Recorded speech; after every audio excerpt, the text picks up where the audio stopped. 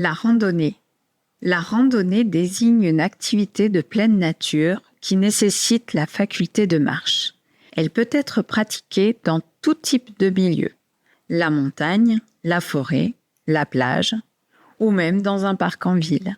Il s'agit d'une activité qui s'adapte très bien à tout type de public dans la mesure où on peut choisir la distance et le dénivelé adapté. On peut même réaliser des randonnées en goélette avec des personnes qui ne peuvent pas marcher. Toutefois, si la randonnée est une activité très adaptable, elle doit être pratiquée avec précaution par des personnes qui s'y connaissent.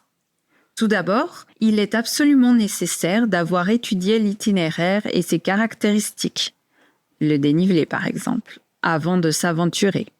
On trouve en librairie des cartes IGN avec des chemins de randonnée dans toute la France.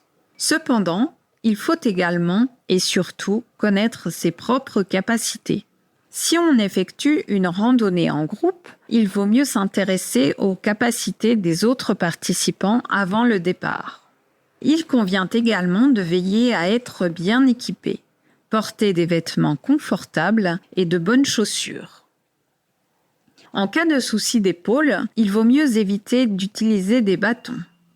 Pour les utiliser, on conseille d'effectuer un apprentissage auprès d'une personne habituée. Les bâtons peuvent être très utiles pour la sécurité et l'équilibre, mais ne doivent pas obligatoirement être utilisés.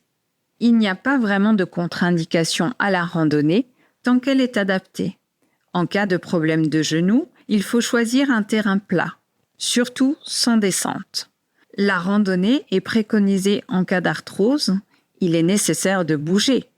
En revanche, on observe de nombreux bienfaits physiques par la sollicitation des muscles, psychologiques grâce à l'évasion et sociaux du fait des interactions en groupe.